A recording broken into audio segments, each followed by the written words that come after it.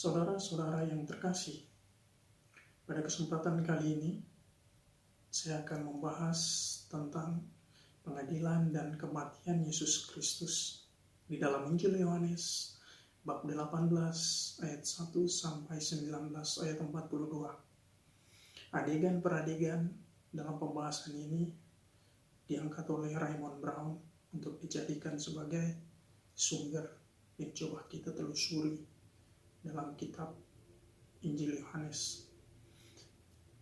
Bagian ini merupakan salah satu bagian dari pembagian menurut Raymond Brown, di mana disebut dengan kitab-kitab kemuliaan.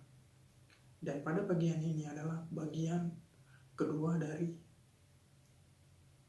3 bagian yang coba diungkap oleh Raymond Brown. Yang pertama berisi tentang perjamuan malam terakhir. Yang kedua, pengadilan yang berisi tentang sengsara dan juga proses sengsara Yesus hingga kematiannya. Dan yang ketiga, penampakan kebangkitan di Yerusalem. Pada kesempatan kali ini saya coba membahas tentang pengadilan dan kematian Yesus. Peristiwa ini juga atau bagian ini juga adalah salah satu titik puncak di mana Yesus sungguh-sungguh mengalami kenosis dan juga ada peristiwa teosis. Dalam kenosis, Yesus bersedia dan dengan sadar dan mau menderita sengsara dan wafat. Dan melalui peristiwa salib itu, ia menarik kembali para murid manusia, mengilahikan manusia lewat peristiwa salib yang disebut dengan teosis. Oke, baiklah, mari kita memulai pembelajaran ini, diskusi kita pada kesempatan ini, dimulai dengan adegan pertama, yaitu adegan di taman dalam pasal 18 ayat 1 sampai 12. Adegan pertama dari bagian ini adalah adegan di taman. Dan adegan ini merupakan kelanjutan dari diskursus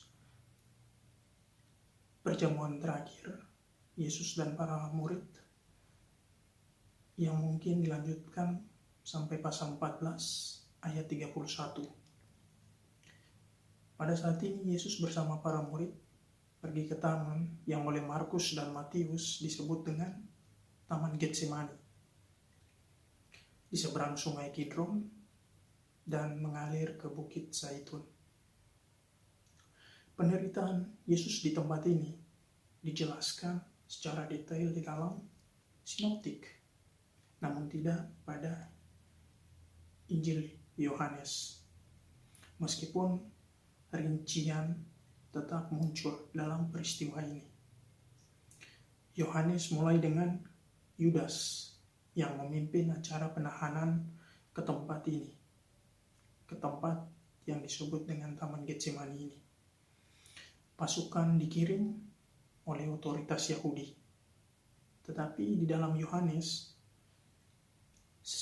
disebutkan juga ada pasukan Romawi. Itu adalah gerombolan dan juga para pengikut yang dipimpin oleh seorang kepala pasukan Romawi.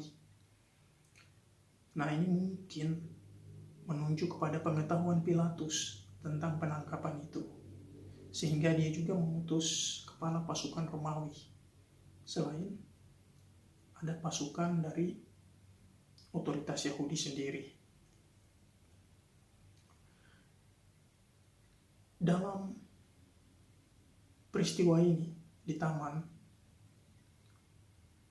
ini direfleksikan sebagai usaha pasukan kegelapan untuk memadamkan terang dunia. Para pelayan kegelapan membutuhkan pelita, sehingga ada ditampilkan tentang obor dan pelita dan sebagainya. Sekali lagi kita mengingat tentang Yohanes yang selalu memiliki perbandingan atau dualisme yang disebut dengan terang dan gelap. Dalam peristiwa ini ditunjukkan bagaimana usaha pasukan kegelapan untuk memadamkan terang dunia yang adalah Yesus sendiri. Nah, para pelayan itu membutuhkan pelita atau obor. Yohanes secara khusus juga mengabaikan peristiwa ciuman Yudas. Yohanes menunjukkan bahwa Yesuslah yang mengambil inisiatif sendiri. Ia yang menjadi tuan atas takdirnya sendiri. Saat ia mengucapkan nama ilahi, akulah dia. Kekuatan kegelapan tidak berdaya. Diserang dengan ketakutan seperti ketika Musa berada di Sinai.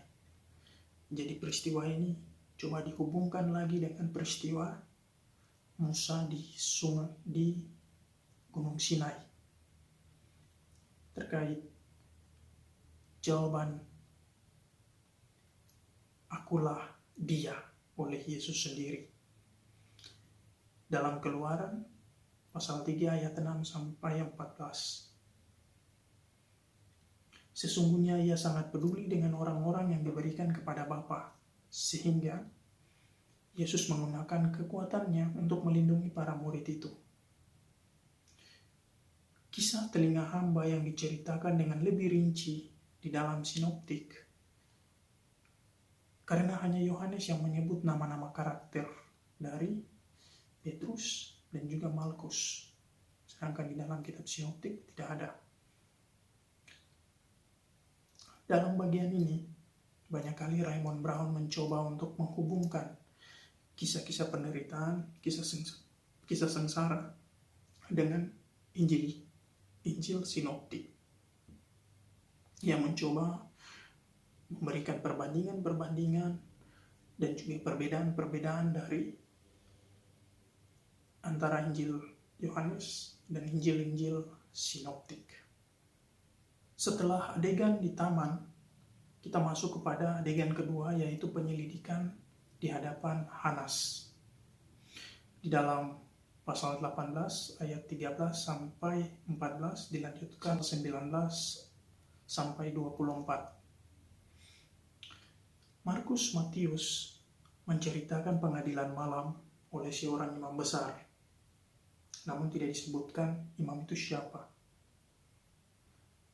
Sedangkan Matius dihadapkan kepada Kayafas. Lukas melaporkan hal serupa juga. Namun pada pagi hari tidak ada adegan atau sesi malam. Jadi tidak ada pengadilan malam kalau di dalam Lukas. Sedangkan Matius hanya sekedar menyebutkan sesi pagi dari Imam Agung itu. Sedangkan Yohanes, ia memulai dengan sesi malam yang semula dengan Imam Agung yang bernama Hanas. Karena sesi formal Imam Agung pada malam hari akan menjadi tidak teratur, kisah-kisah yang berbeda ini mungkin merupakan representasi dari penyederhanaan yang berlebihan dari berbagai tindakan yang kompleks. Jadi, berbagai macam tindakan, peristiwa, namun coba disederhanakan oleh masing-masing Injil dengan caranya masing-masing. Sedangkan Yohanes menampilkan peristiwa di mana Yesus pertama kali berjumpa dengan Hanas, sehingga pertama kali Yesus dihadapkan pada Imam Agung yang disebut Hanas. Menjadi penyelidikan malam tidak resmi oleh Imam Besar Hanas. Nah, bagian ini hanya Yohanes saja yang tahu, di mana Yesus diperlakukan dengan buruk, dan selama itu Petrus menyangkalnya. Pada pagi hari, seorang imam besar mendengarkan Kayafas dengan tekad yang bulat untuk membuat Yesus dieksekusi oleh orang-orang Romawi. Dalam hal ini Yohanes hanya menyajikan garis besarnya saja. Jadi tidak ada runtutan atau rentetan peristiwa-peristiwa seperti yang dijelaskan oleh Injil sinoptik. Sedangkan Injil sinoptik mencoba menjelaskannya secara detail. Setelah adegan di taman, Yesus dibawa dan dihadapkan kepada Hanas. Raymond Brown mencoba mendeskripsikan bahwa Hanas adalah seorang patriark dari keluarga imam besar yang memerintah pada abad ke-6 sampai 15 sebelum Masehi. Ia memiliki 5 putra, seorang cucu dan seorang menantu yang dikenal dengan Kayafas. Kayafas sendiri adalah seorang imam besar yang memerintah atau melayani pada abad ke-18 hingga 36 Masehi. Ia jatuh dari kekuasaannya segera setelah Pontius Pilatus diberhentikan. Diduga keduanya melakukan kolusi. Tradisi juga mengatakan bahwa seorang imam besar yang ada pada sesi malam itu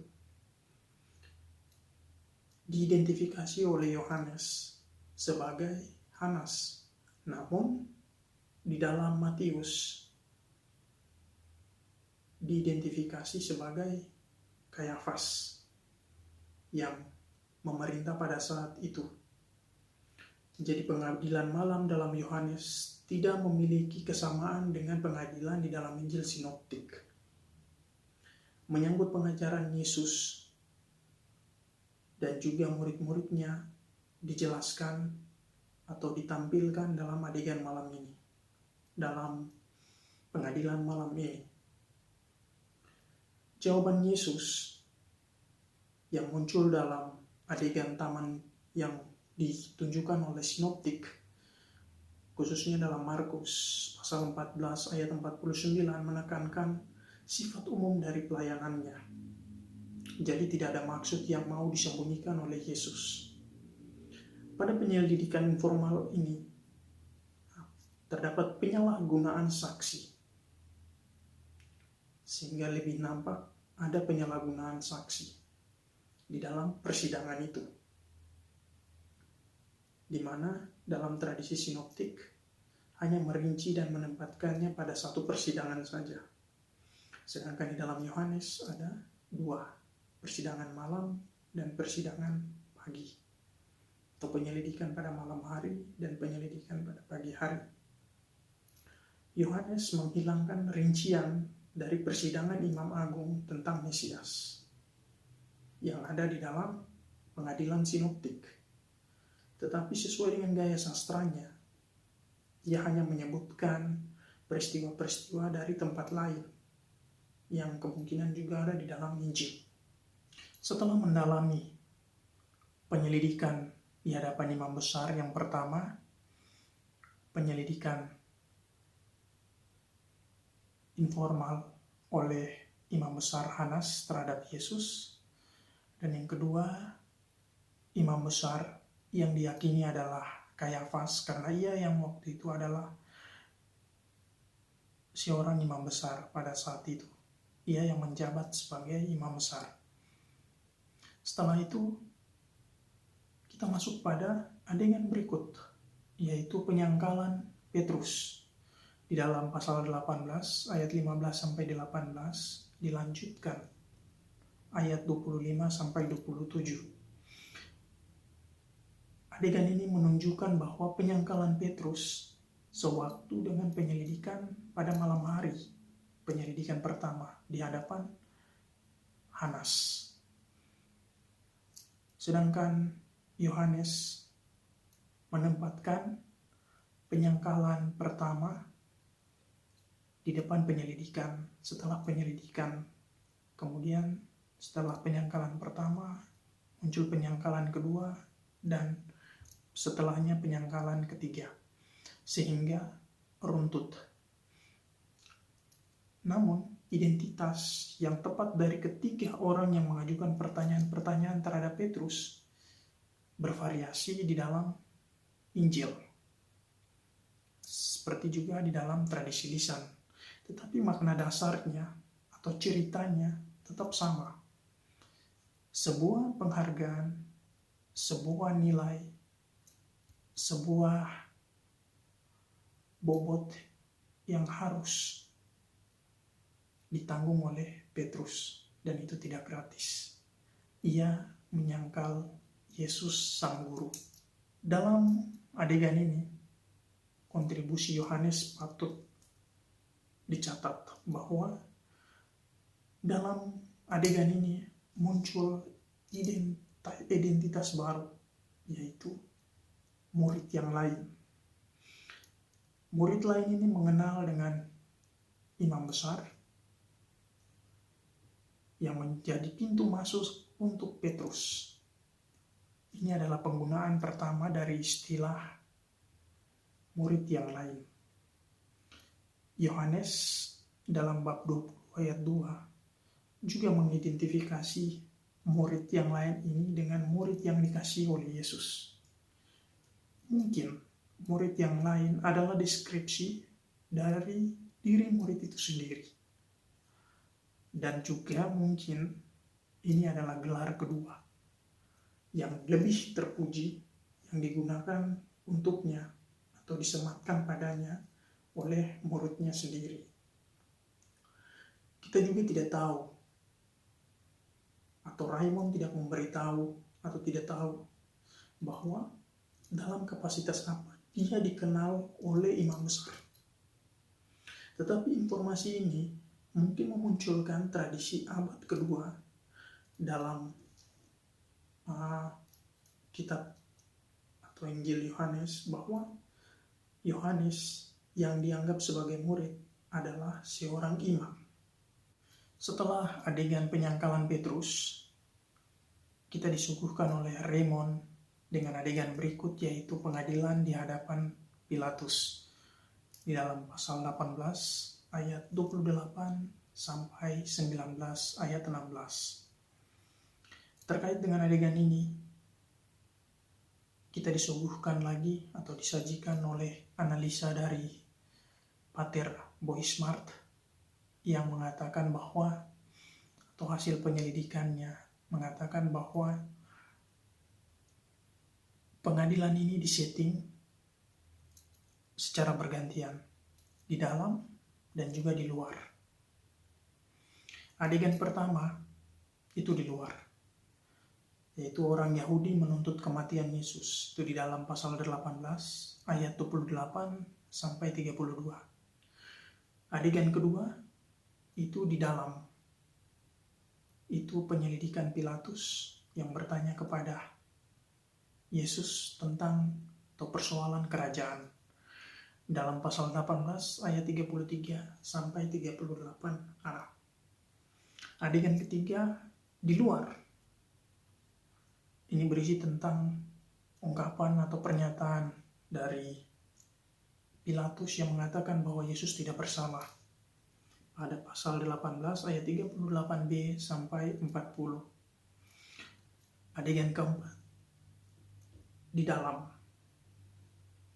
ejekan kepada Yesus, pasal 19 ayat 1 sampai 3. Adegan kelima itu di luar, tentang Yesus tidak bersalah. Pilatus mengumumkan lagi atau menyatakan lagi bahwa berdasarkan penyelidikannya Yesus sama sekali tidak bersalah. Itu di dalam pasal 19 ayat 4 sampai 8. Adegan ke-6, Pilatus bertanya kepada Yesus tentang atau berkaitan dengan kekuasaannya. Di dalam pasal 19 ayat 9 sampai 12a. Ini berada di pengadilan di dalam. Pada adegan ketujuh, adegan terakhir, ini berada di luar. Itu orang Yahudi mendapatkan kematian Yesus, atau orang Yahudi telah berhasil membuat Yesus dihukum mati. Itu di dalam pasal 19 ayat 12b sampai 16. Adegan terakhir ini adalah adegan di luar. Di dalam sinoptik, adegan-adegan ini hanya ditunjukkan dalam adegan 2 3, 4, 5, dan 7. Sedangkan 1 dan 6 tidak ditonjolkan di dalam sinoptik. Dan juga di dalam sinoptik mereka tidak memiliki alur yang dramatis seperti yang dibuat oleh Pater Boismart itu. Proses pengantaran Yesus dari luar ke dalam keluar bergantian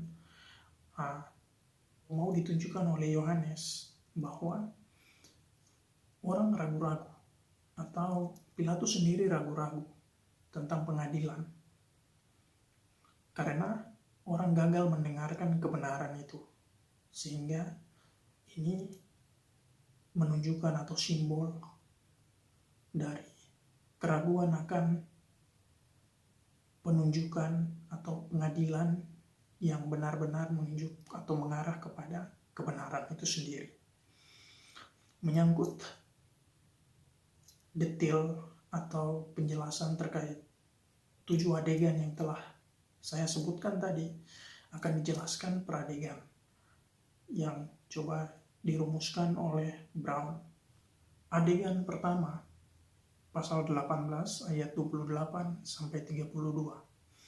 Alur waktunya pada Jumat pagi atau Jumat dini hari, di mana pada saat sore hari atau matahari terbenam, orang Yahudi mulai merayakan Paskah atau makan Paskah. Alur tempatnya berada di luar gedung pengadilan atau di luar rumah Pilatus. Dalam tradisi Yahudi, memasuki rumah orang bukan Yahudi atau orang asing itu adalah suatu tindakan najis. Secara ritual, orang itu tidak dapat mengikuti atau makan Paskah karena ia sudah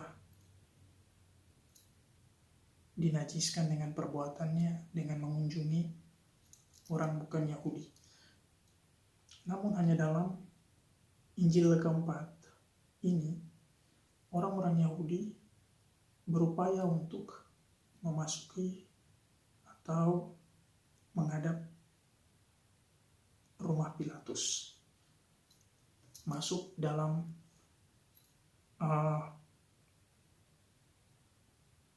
lingkungan rumah Pilatus atau berhadapan dengan rumah Pilatus. Adegan ini sangat penting karena disinilah pada awalnya di mana orang Yahudi menyerahkan persoalannya kepada orang Romawi, seperti persoalan eksekusi tentang Yesus ini. Jadi persoalan mengeksekusi Yesus bukan lagi persoalan orang Yahudi atau tidak dilakukan oleh orang Yahudi, tetapi dilakukan oleh orang Romawi. Dan dengan demikian menegaskan bahwa orang-orang Yahudi mengajukan tuntutan, namun Pilatus memaksa mereka untuk mengakui bahwa mereka ingin supaya Yesus dihukum mati dengan penyaliban, hukuman Romawi. Jadi di sini ada pelimpahan hukuman dari hukuman orang Yahudi coba diantar kepada proses penghukuman atau kekuasaan orang Romawi untuk menghukum salah satu orang Yahudi. Nah, ini adalah suatu tindakan pelimpahan kekuasaan atau wewenang orang Yahudi kepada orang Romawi. Mereka mengajukan tuntutan, namun Pilatus memaksa mereka untuk mengakui bahwa ia dihukum dengan penyaliban, yaitu hukuman Romawi, karena sudah diberikan kepada otoritas Romawi. Adegan kedua, pasal 18 ayat 33 sampai 38a. Seperti dalam Injil Markus, Injil Matius, Pilatus nampaknya memiliki pengetahuan tentang tuduhan terhadap Yesus. Jadi sebelumnya dia sudah memiliki pengetahuan dari orang sekitar tentang tuduhan ini terhadap Yesus. Nah, dalam Lukas dia diberitahu dengan tuduhan itu. Jadi, kalau dalam Markus, Matius, dan Yohanes, Pilatus sudah punya pandangan tersendiri atau sudah pernah mendengar tentang tuduhan terhadap Yesus. Sedangkan di dalam Lukas, ia diberitahu. Ini harus dibedakan mengenai eksistensi dari atau pengetahuan dari Pilatus tentang Yesus itu sendiri. Nah, sejauh di dalam penanganan Romawi atau di dalam hukum Romawi yang dalam hal ini dipegang oleh Pilatus, kasus ini harus berpusat pada tuduhan politis. Jadi orang Romawi tidak pernah atau tidak mau dan tidak akan mencampuri urusan ritual keagamaan dari orang Yahudi. Tetapi kalau itu menyangkut persoalan politis atau pembangkangan terhadap orang Romawi, maka ini akan menjadi bagian dari persoalan atau bagian dari tugas hukum Romawi yang disebut dengan lese majeste, melawan Roma atau tindakan perlawanan pemberontakan terhadap Roma. Jadi bukan tuduhan penistaan. Sekali lagi, ditekankan bahwa Roma tidak pernah mengikuti atau mencampuri urusan ritual keagamaan atau penistaan agama dan sebagainya orang Yahudi. Roma hanya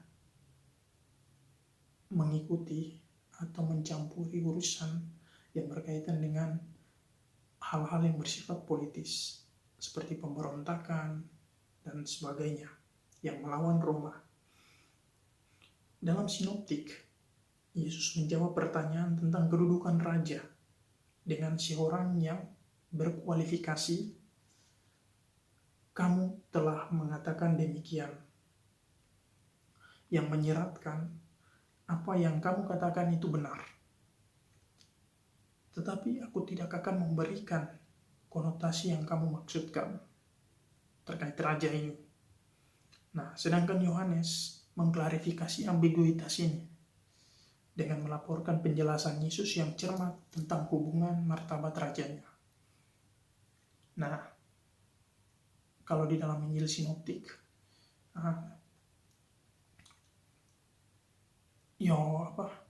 Yesus memberikan semacam penegasan atau konfirmasi terhadap pernyataan Pilatus.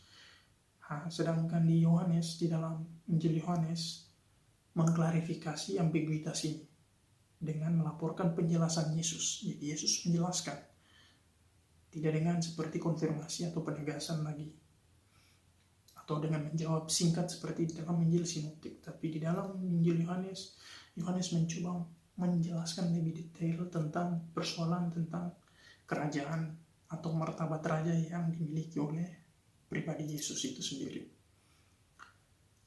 Di dalam adegan ini, kita mendapat pemahaman baru bahwa ada perbedaan tentang pemahaman politik non-Yahudi, tentang kedudukan orang Yahudi, dan pengertian yang ditetapkan oleh sistem Yahudi.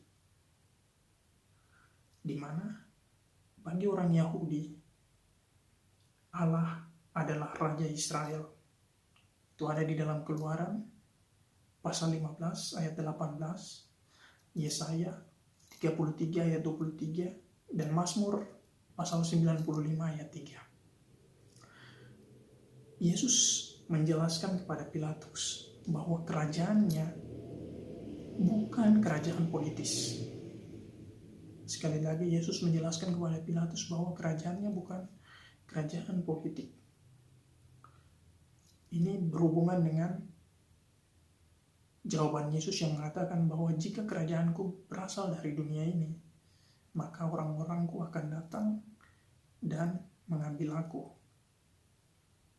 Nah, tetapi karena Yesus menerangkan bahwa kerajaannya bukan dari dunia ini memiliki paralel dengan adegan taman di dalam Injil Sinoptik. Misalnya dalam Matius pasal 26 ayat 53. Jadi Yesus dalam adegan ini mau memperlihatkan tujuan dari inkarnasi. Lebih dipahami dalam hal memberikan kesaksian tentang kebenaran itu. Kesaksian yang merupakan penilaian bagi Pilatus yang berupaya menghindari kebenaran itu. Jadi Yohanes mau menerangkan bahwa tujuan dari inkarnasi adalah kesaksian tentang kebenaran yang tidak mampu atau tidak dapat diterima oleh Pilatus itu sendiri. Jadi Pilatus tidak mampu menangkap tujuan inkarnasi ini karena ia tidak mampu mengungkap tabir kebenaran itu. Adegan ketiga, pasal 18 ayat 38b sampai 40. Jika dalam adegan kedua berlangsung di dalam rumah Pilatus atau gedung pengadilan, maka adegan ketiga ini berlangsung di luar. Seperti dalam Lukas, Pilatus mengumumkan bahwa Yesus tidak bersalah sama sekali. Nah, ini sesuai dengan hasil interogasinya terhadap Yesus mengenai persoalan kerajaan. Menyangkut kerajaan Yesus bukan dari dunia. Atau Yesus menerangkan bahwa kerajaannya bukan dari dunia ini. Sehingga jika kerajaan dari dunia ini, maka orang-orang akan datang mengambilnya atau menyelamatkan dia. Nah, pengumuman ini diumumkan kepada orang-orang Yahudi yang di luar yang menuntut pengadilan atau eksekusi terhadap Yesus. Namun lewat interogasi Pilatus mengumumkan bahwa ia tidak bersalah. Seperti juga yang digambarkan oleh Lukas dalam bab 23 ayat 4. Nah, dalam adegan ini, Barabas sebagai bandit, perampok atau pejuang gerilya, nah, itu cocok dengan informasi dari sinoptik bahwa ia adalah seorang revolusioner. Ada sedikit bukti tentang kebiasaan melepaskan penjahat seperti itu. Karena sekali lagi, Barabas adalah seorang pejuang atau orang yang mencoba melawan Roma. Sehingga ini adalah sebuah kejahatan pemberontakan, kejahatan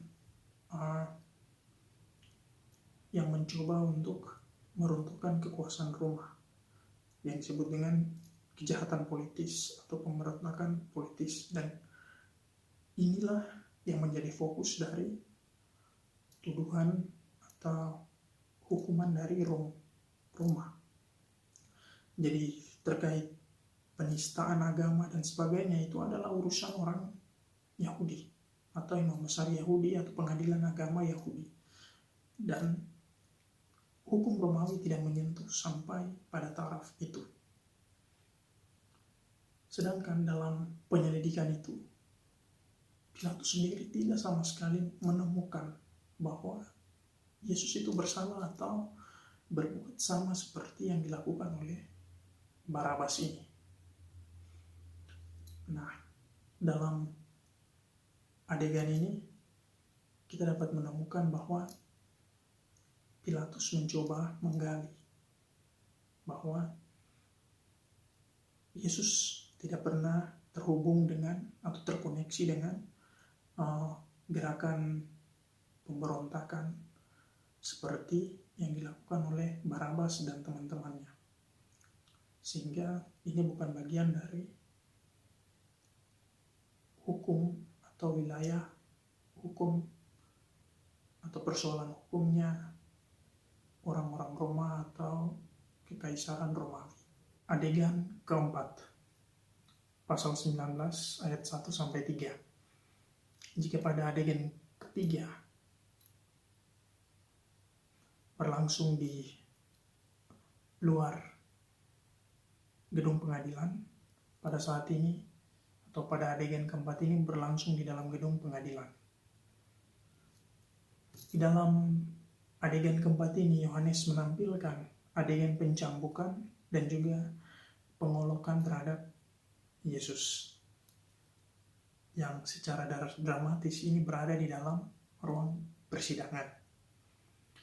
Nah, secara historis kedua tindakan ini berbeda atau terpisah. Dalam tradisi Lukas digambarkan bahwa adegan ini berada dalam bagian interogasi dengan Herodes. Jadi ini bagian dari keseluruhan proses Herodes yang melakukan interogasi kepada Yesus. Sedangkan dalam Markus, Matius, ini menampilkan adegan pencambukan di akhir pengadilan. Di akhir pengadilan dari Pilatus. Nah, biasanya merupakan bagian dari hukuman penyaliban. Tujuannya untuk melemahkan tahanan sebelum ia disalibkan. Yang menjadi ironi yang ditunjukkan oleh Yohanes bahwa orang-orang non-Yahudi yang sebelumnya mengeluhkan Yesus sebagai raja, pada saat ini juga bertindak mengolok-olok Yesus. Adegan kelima, pasal 19 ayat 4 sampai 8. Kembali lokusnya berada di luar dan adegan ini menampilkan Pilatus yang kembali memberikan pengumuman bahwa Yesus tidak bersalah sama sekali. Baik di dalam Yohanes maupun Lukas, mereka tetap mengikuti ejekan itu atau menyesuaikan dengan olokan dan ejekan itu terkait dengan kepala Yesus yang sudah bermahkotakan duri, kemudian bermantulkan jubah warna ungu. Pilatus melakukan hal demikian supaya Yesus mendapatkan simpati, belas kasihan dari khalayak ramai, supaya ia dapat diampuni. Namun, tetap saja ia mendapat penolakan dari khalayak ramai, dan orang Yahudi tetap bersikuku bahwa mereka menolak Yesus karena Yesus menjadikan dirinya seperti anak Allah atau menjadikan dirinya anak Allah, dan ini tidak diterima oleh khalayak ramai. Dalam adegan ini Pilatus menampilkan atau menghadirkan manusia yang penuh kesedihan seperti yang ada di dalam Yesaya pasal 53 ayat 2 sampai 3. Dalam seruan ganda mereka, salibkan dia, salibkan dia. Pilatus kembali menyatakan yang ketiga kalinya bahwa orang ini tidak bersalah. Yesus sama sekali tidak bersalah. Hal ini dijelaskan atau digambarkan secara jelas oleh Yohanes dan juga Lukas. Nah, dari 3 pengumuman Pilatus ini yang mengatakan bahwa Yesus tidak bersalah, semakin jelaslah bahwa persoalannya bukan persoalan politik, melainkan persoalan agama. Adegan ke-6, pasal 19 ayat 9 sampai 12a. Lokus dari adegan ini adalah di dalam gedung pengadilan. Sebenarnya Pilatus khawatir dengan jawaban khalayak ramai yang mengatakan bahwa mereka menolak supaya Yesus dibebaskan seperti yang diminta oleh Pilatus, karena alasan bahwa Yesus menyatakan dirinya sebagai anak Allah. Tentu ini adalah persoalan keagamaan dari orang Yahudi, dan ini bukan bagian dari otoritas seorang Pilatus. Namun karena ini berkaitan dengan asal-usul Yesus, maka Pilatus mencoba untuk menginterogasi Yesus tentang asal-usulnya. Berkaitan dengan itu, sudah jelas, pasti ada kesalahpahaman. Oleh karena itu Yesus diam. Hal ini menunjukkan bahwa Yesus masih berkuasa. Karena kuasa Pilatus tergantung pada kekuasaan Bapa. Ini yang mau ditekankan dalam adegan ini. Jadi kejahatan utama bukanlah kejahatan Pilatus, seperti yang diungkap oleh Yesus. Coba kita perhatikan bahwa dalam adegan ini Yesus seperti membela Pilatus. Adegan 7, pasal 19, ayat 12b sampai 16. Ini adalah adegan terakhir dan berlangsung di luar gedung pengadilan. Yohanes sendiri menggambarkan bahwa dengan jelas mengapa Pilatus yang tadinya mencoba untuk membela Yesus pada akhirnya menyerah.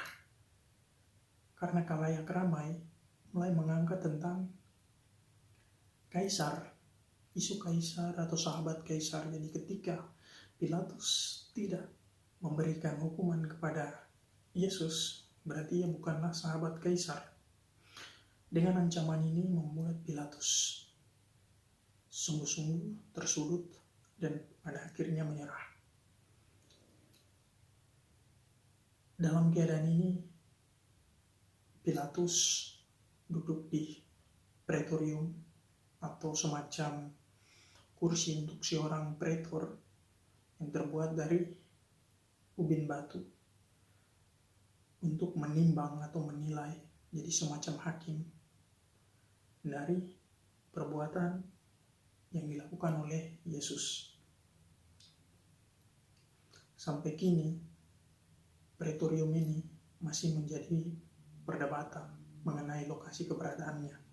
Ada yang mengatakan bahwa ia berada di Yerusalem, istana Herodes di bagian barat, atau juga di Benteng Antonia di bagian timur. Namun lebih masuk akal bahwa pretorium pada saat pengadilan Yesus ini berada di bagian barat. Karena di bagian timur di Benteng Antonia itu berasal dari setelah Yesus.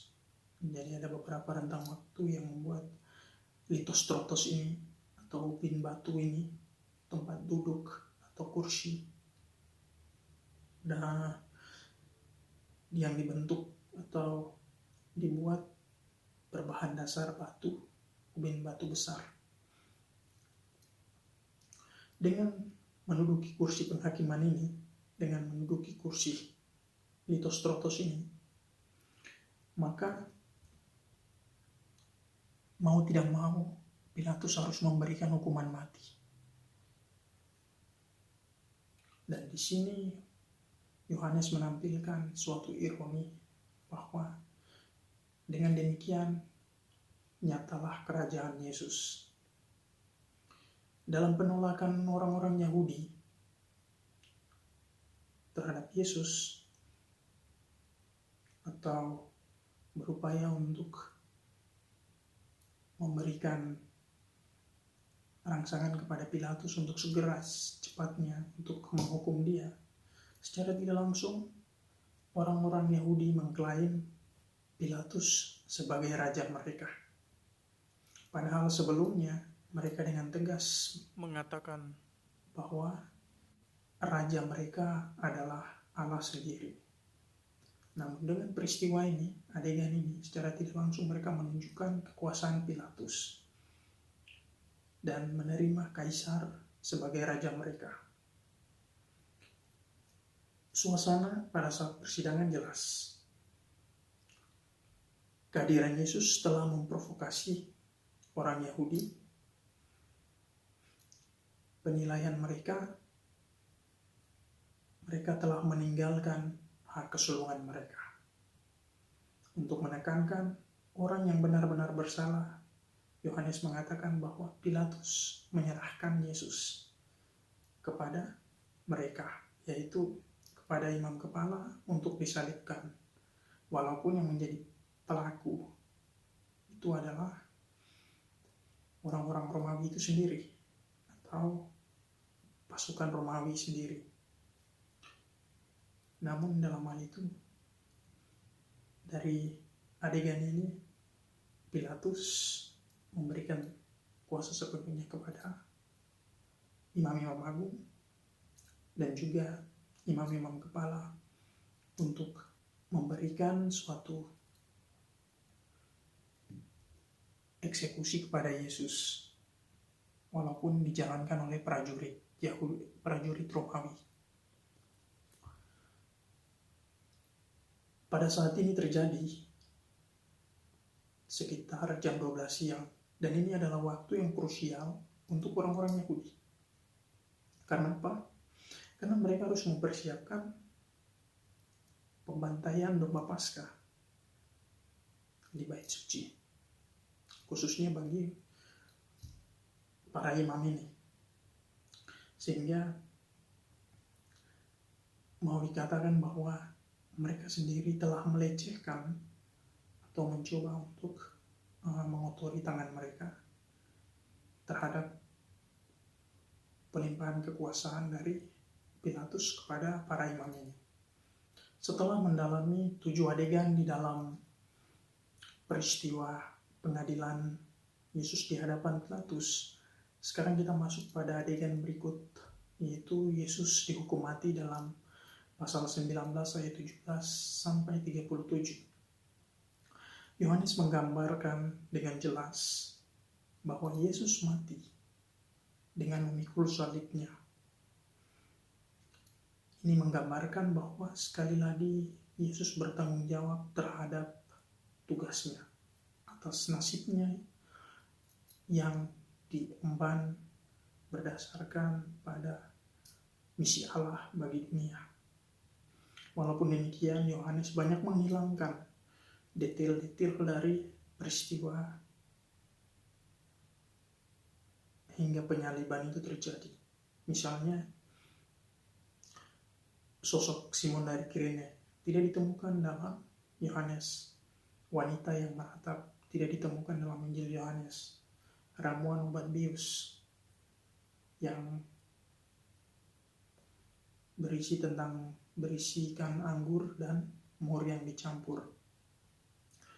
Keriuhan para penonton, kemudian kegelapan, perwira yang mengagumi Yesus ketika berada di salib, kemudian robeknya tabir bait suci. Ini semua tidak ditampilkan oleh Yohanes secara detail. Namun setiap peristiwa yang ditampilkan Yohanes selalu memiliki atau berpusat pada peristiwa itu dengan makna teologisnya masing-masing. Kemudian plakat yang mengumumkan kejahatan tertuduh yang disebutkan dalam keempat Injil ini, tetapi dalam 4 kata yang berbeda. Ini di dalam setiap Injil memiliki perbedaan-perbedaan. Coba kita bandingkan dalam Injil Markus, Injil Lukas, dan Injil Matius, dan Injil Yohanes. Semuanya memiliki perbedaan-perbedaan, tetapi substansinya sama. Jadi bukan pada detail yang tepat, namun pada substansi. Jadi ini sebuah contoh menarik tentang bagaimana tradisi lisan melestarikan substansi itu, tetapi bukan detail yang tepat. Sehingga keempat Injil menampilkan tulisan yang berbeda, walaupun substansinya sama. Penegasan Yohanes adalah penegasan dalam 3 bahasa. Jadi plakat itu ditulis dalam 3 bahasa. Ini sebuah desakan yang bernada keras oleh Pilatus, bahwa kata-katanya yang pertama tetap utuh, menunjukkan secara ironi bahwa bangsa-bangsa lain pada akhirnya akan menegakkan kedudukan Yesus sebagai Raja Kristus.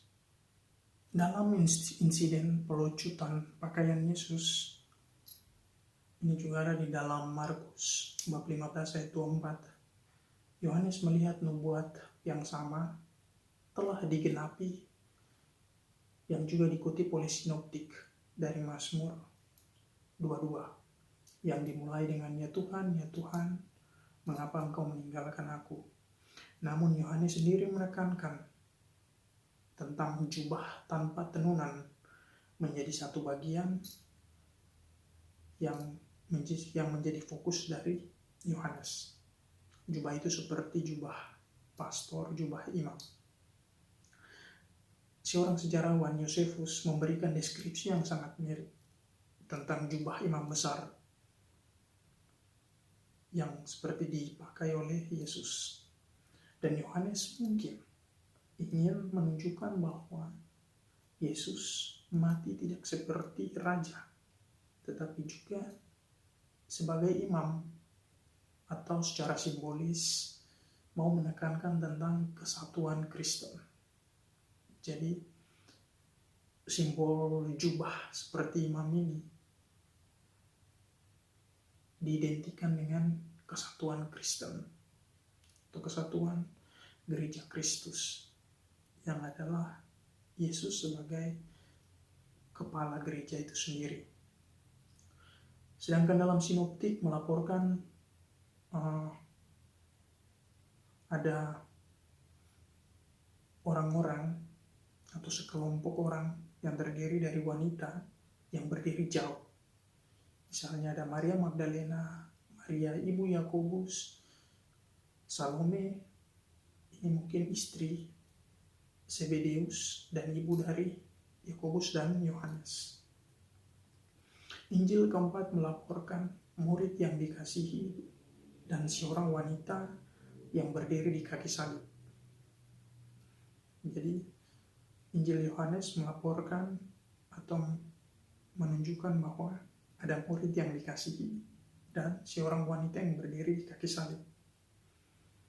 Itu adalah ibu Yesus, ataukah saudara perempuannya yang tidak disebutkan namanya, mungkin Salome.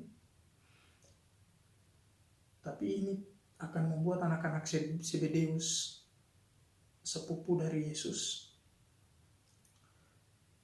Maria istri dari Kleopas, Maria Magdalena. Jadi ini masih ada pertanyaan, siapa sebenarnya perempuan yang ada di kaki salib Yesus ini? Karena sekali lagi bahwa Yohanes tidak menyebutkan nama. Sebenarnya saudara perempuan yang tidak disebutkan namanya, yang mungkin itu Salome, atau juga mungkin Maria istri Kleopas, atau Maria dari Kleopas,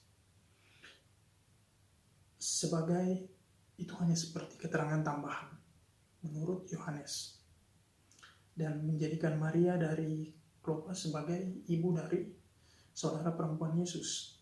Tetapi tidak mungkin memiliki dua saudara perempuan dengan nama yang sama, masih berkaitan dengan perempuan yang berada di kaki Yesus atau wanita yang berada di kaki Yesus. Signifikansi Bunda Yesus dan murid yang terkasih tetap tidak disebutkan namanya. Namun kita merujuk kepada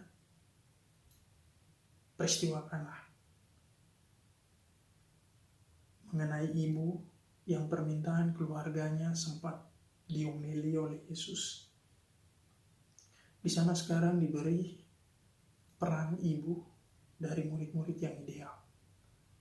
Jadi kita dapat mengetahui bahwa peristiwa di Kana merujuk pada Ibu Yesus itu sendiri.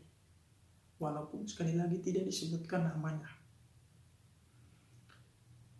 Coba kita bandingkan dengan Markus pasal 3 ayat 31 sampai 35 tentang prioritas pemuritan dan tuntutan keluarga. Jadi prioritas kemuritan itu melampaui tuntutan keluarga. Ini yang mau ditunjukkan oleh Yesus. Dengan tugas ini kepada ibunya, dengan tugas yang diberikan kepada ibunya, Yesus telah menyelesaikan pekerjaan yang harus dilakukan. Jadi sekali lagi, dalam adegan ini,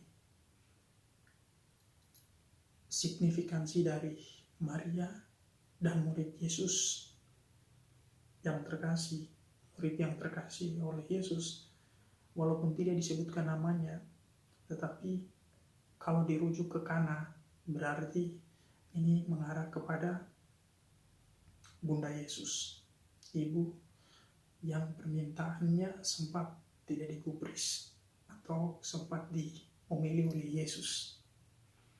Dan peran itu menjadi peran dari Bunda Yesus, Bunda Maria, untuk menyelesaikan pekerjaan dari Yesus itu sendiri.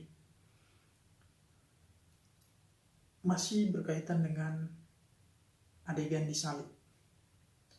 Dalam Kejadian Anggur, Markus dan Matius lebih tepat menyebutkan mengenai sebatang buluh sebagai alat untuk mengangkat spons ke mulut Yesus. Jadi ini seperti sebuah alat untuk mengangkat spons ke dalam mulut, berkaitan dengan anggur yang dicucukkan.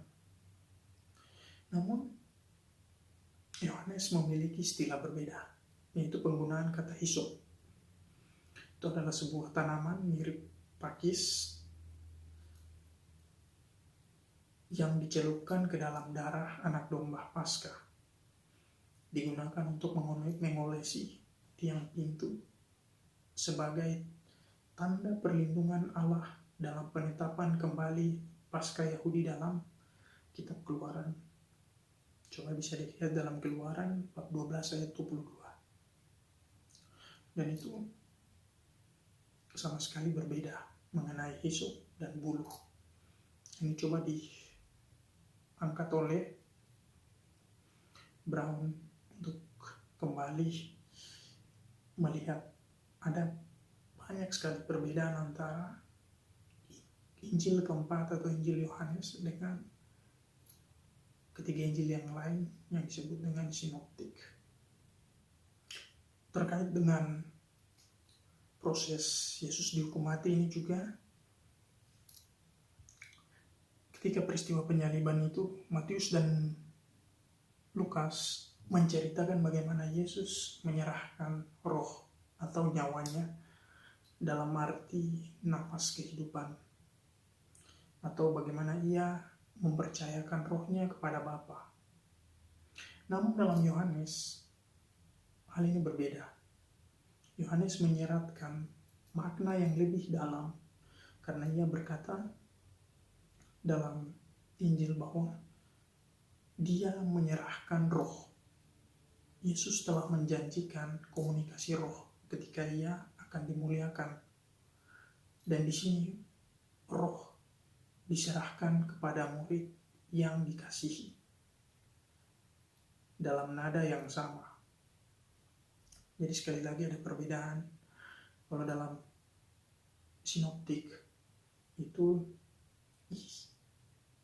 ia mempercayakan rohnya kepada Bapa, sedangkan di dalam Yohanes menyeratkan makna yang lebih dalam mengenai dia menyerahkan roh dalam konteks ini kepada murid yang dikasihinya dengan nada yang sama.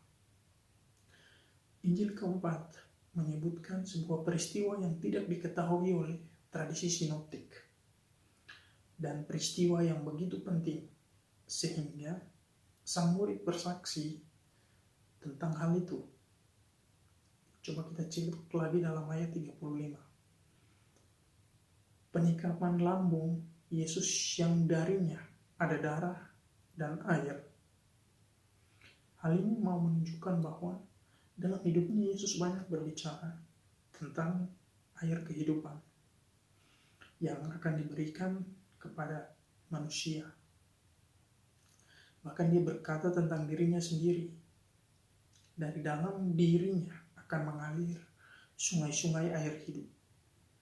Sekarang setelah ia dimuliakan, diangkat di atas kayu salib, air yang mengalir dari dalam dirinya beresap dengan darah pemberian dirinya.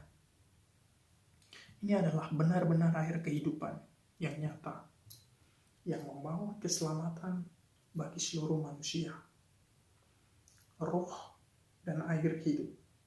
Ini adalah sarana kelahiran dan juga roh yang telah dijanjikan kepada Nikodemus.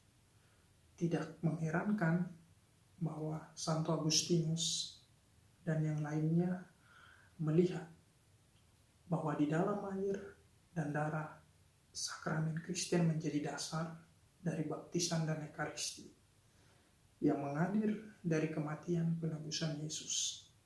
Sesungguhnya kelahiran gereja dari sisi Yesus mengenai Hawa baru di samping Adam baru.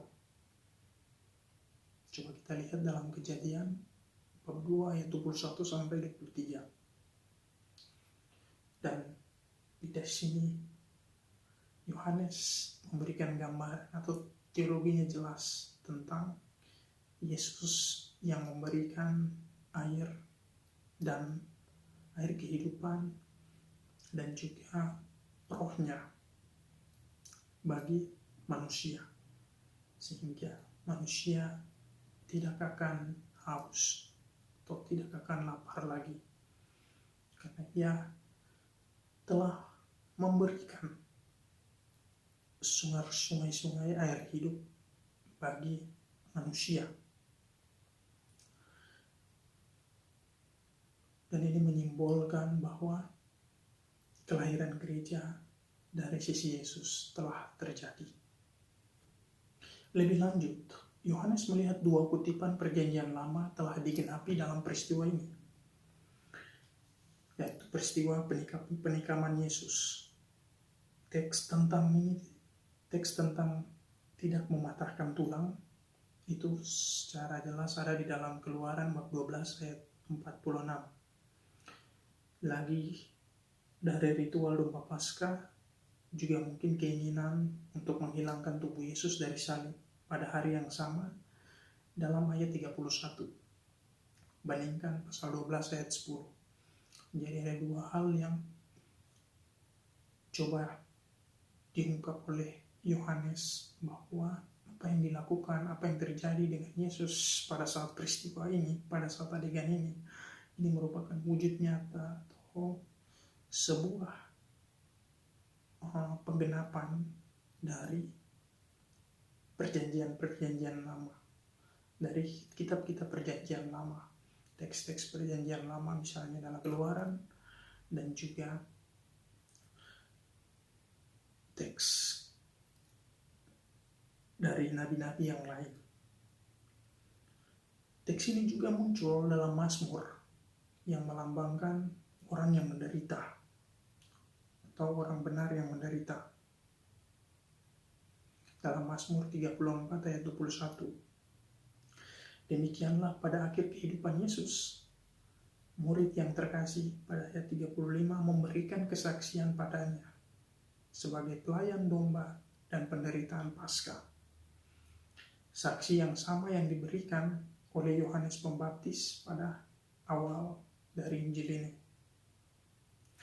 Kutipan kedua merujuk dalam Perjanjian Lama untuk penolakan Israel terhadap Allah, menjanjikan dalam konteks aslinya mencurahkan roh Allah dan pembukaan mata air pembersihan untuk Yerusalem. Hal ini dijelaskan di dalam Zakaria bab 12 ayat 10, dilanjutkan bab 13 ayat 1. Jadi perikop ini juga menggenakan gambaran dari Yohanes Pembaptis tentang misi Yesus di dunia dalam bab 1 ayat 3.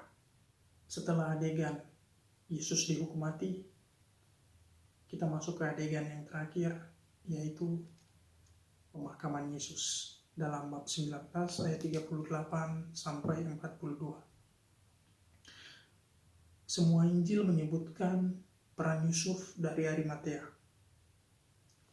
Ia adalah salah satu imam besar yang cukup kaya dan menguburkan Yesus di sebuah makam yang baru.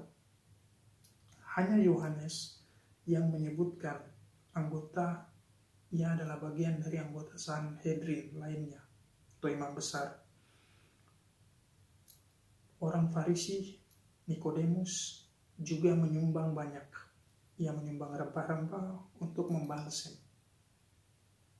jenazah Yesus.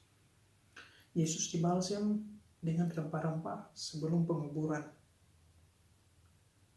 Hal ini tanpa petunjuk yang prosesnya tidak lengkap, sehingga tidak mudah didamaikan dengan informasi dalam Markus dan Lukas, bukan Matius. Bahkan pada hari Paskah, para wanita datang membawa rempah-rempah ke makam. Jadi ada dua versi yang berbeda. Satu, rempah-rempah yang dibawa oleh Nikodemus untuk membalsem Yesus. Dan dalam tradisi Lukas dan Markus, berkaitan dengan rempah-rempah ini dibawa oleh para wanita yang lebih dulu pergi ke makam Yesus. Dan dalam setiap kasus, tindakan berani Yesus, berani dari Yosef dan Nikodemus, yang keduanya adalah seorang pemalu yang terkungkung dalam ketidakberdayaan mereka. Selain mereka seorang Yahudi, pemuka Yahudi, mereka juga percaya kepada Yesus. Ini menunjukkan bahwa Yesus yang telah bangkit telah mulai menarik orang kepada dirinya sendiri. Inilah yang pada awal tadi saya sebut dengan peristiwa teosis itu. Setelah mengalami genosis lewat penderitaan, sengsara, pengadilan, penghakiman, dalam proses demikian melalui peristiwa salib, dalam peristiwa pemakaman Yesus ini kita mendapatkan atau melihat secara peristiwa teosis yang nampak dalam diri Nikodemus dan juga Yosef dari Arimatea. Saudara-saudara yang terkasih, runtutan atau rentetan yang telah saya jelaskan tadi berdasar pada pembagian atau deretan adegan yang coba diangkat oleh Raymond Brown sebagai bahan refleksi dan juga menilai tentang nilai-nilai teologis dalam setiap adegan, dalam setiap peristiwa Yesus dalam proses sengsara, menderita hingga ia wafat, dan juga dialog-dialog yang berhubungan dengan Yesus itu sendiri yang coba ditampilkan oleh Yohanes sebagai bagian dari maksud dan juga nilai-nilai teologis yang diangkat oleh Injil Yohanes atau penulis dari Injil Yohanes. Sekian dan terima kasih.